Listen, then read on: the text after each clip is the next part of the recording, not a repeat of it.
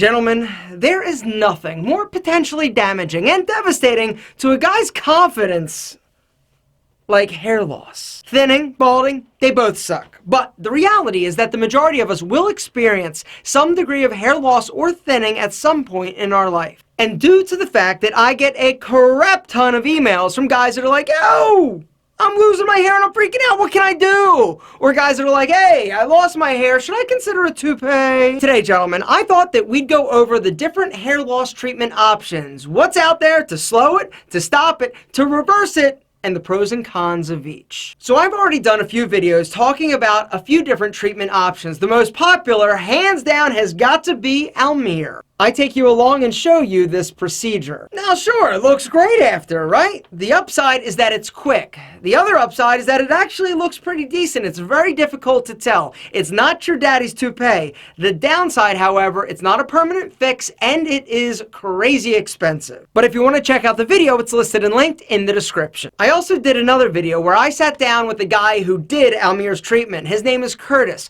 Curtis has a lot of experience with hair transplants. He's had one himself.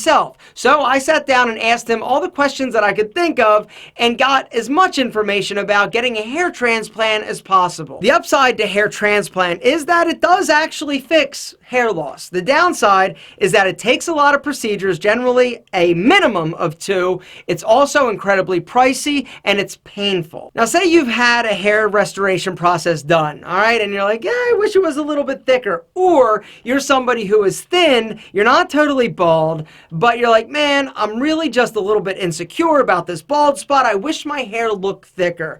I also did a video talking about this product. It's called Go Fiber. This is some of the craziest stuff I've ever seen. I actually took it to test it on my hairstylist, Steven. If you missed that video, actually, that clip is so good. Let's see it now. It's thinning like a lot of guys right here on the crown. All right, so all you do to use the Go Fiber, hang on to that please, is you sprinkle and pat.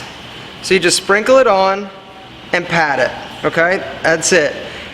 This stuff is sweat resistant, rain resistant. Look at that. Look at that. The way that it works is your hair has a positive magnetic charge. The Go Fiber actually has a negative magnetic charge, and look at that. Seriously, right there. That is ridiculously cool. Check it out. That is so wild. Let's see the before and after again. What?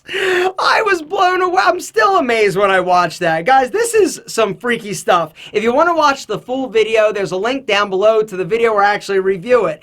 In that video, underneath it, there's also a discount code if you want to give it a try. Now let's talk about 2 options for stopping the hair loss and actually regrowing some of your own hair. First up is Rogaine. Rogaine is a topical product that has been shown to regrow hair. The active ingredient in Rogaine is called minoxidil. It's a topical application product. So you put it in your hand, you work it in, you don't have to swallow it, right? Massage it in, get it all in the balding, thinning areas, work it in, good. Let it dry, style your hair, bingo bango. 4 months later, on average, your hair will start to grow again. It will also help slow or stop the hair loss process. Does it work on everybody? No. Does it work on a large enough group of the population for them to make claims that it actually works? Yeah. Is it something that you may want to consider trying? Yes.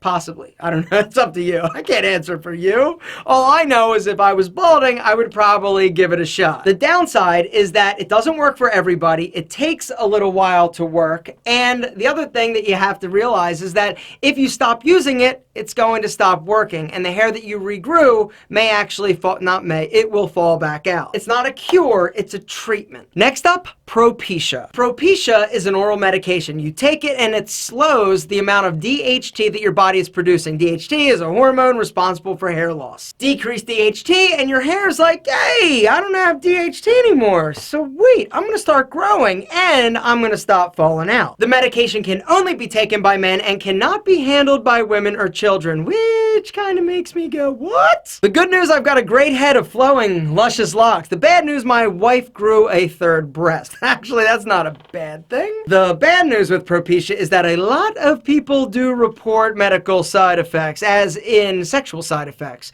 Can't get it up, not really interested in getting it up, or a decrease in semen production. Not for everybody. Some people are like, yo, cool, take it, and you're like, what's up? And they're still like rocking and rolling, doing their thing, but there are a handful of people that do have some sexual side effects. Propecia is also like Rogaine. You need to keep taking it in order to keep the results. And at this point, those are really the main treatment options. You've got a toupee, which is total fake hair that you have to wear, kind of like a yarmulke.